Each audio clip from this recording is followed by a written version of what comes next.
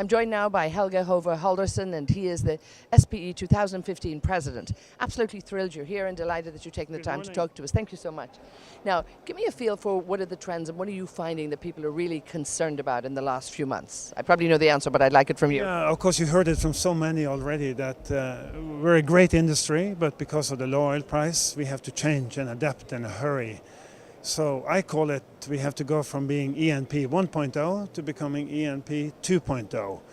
And how do we do that? Well, it takes the whole village, because E&P is a village. Nobody can do it alone. You have operators, you have service companies, you have the regulator, the treasury.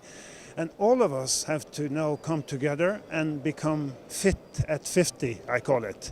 Because everybody thinks the oil price could be lower for longer. And at $50 a barrel, say, we need to show a good return on investment. And you can't just cost cut your way to greatness. You have to also innovate and do things differently. So that's what I call E&P 2.0. And if you look at many of the papers and the sessions and the discussions and the panels here at ADIPEC this year, it's all about how do we become E&P 2.0, fit at 50.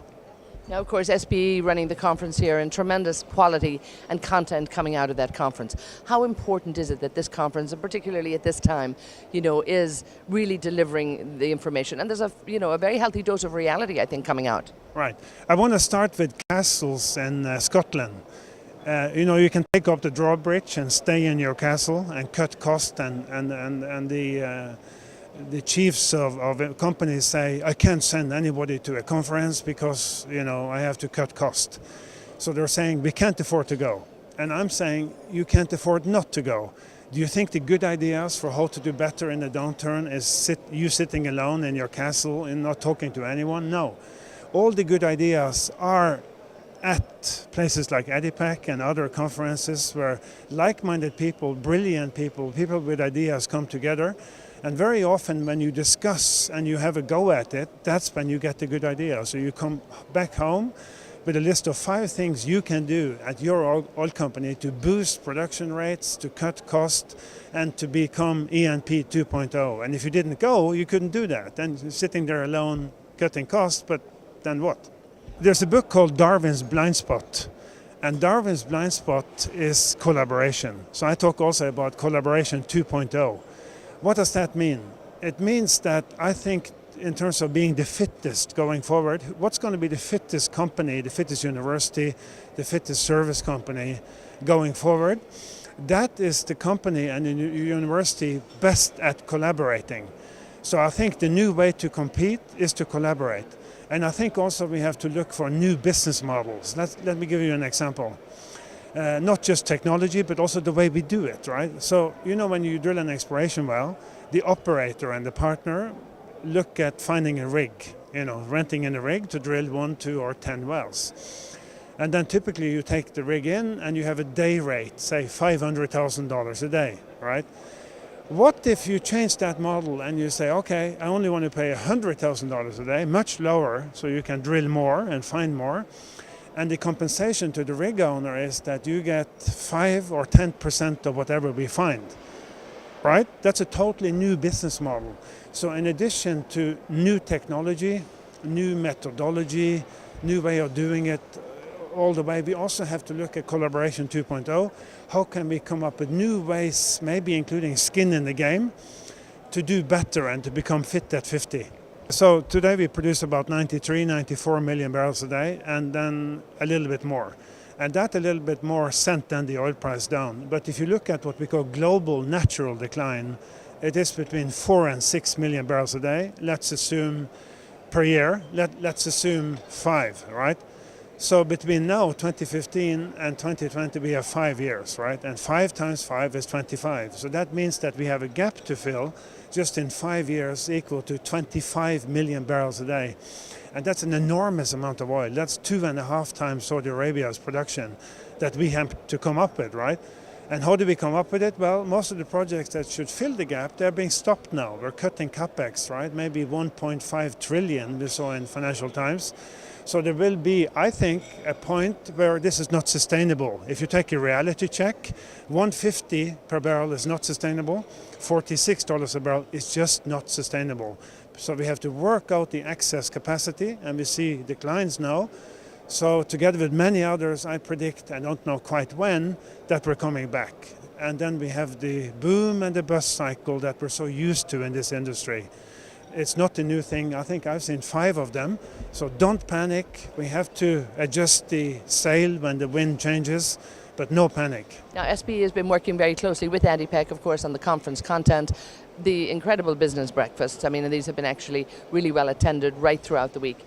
You know, how important is that relationship for you? And again, we'll talk a little bit about the business breakfast as well in terms of, you know, the people that got the great value from that too. You know, I represent SPE, and we're a volunteering organization. We're 143,000 members in 147 countries. And what do? We're on a mission to share. So the minute you have a good idea and you publish it anywhere, we hit return, and then 143,000 people can do what you suggested we do, which is a better practice, drilling quicker, recovering more oil, whatever. So I think that's the beauty of all this, that we capture it and we share it, and we become the rising tide that lifts the boat in terms of all the professions doing better because of the sharing we do.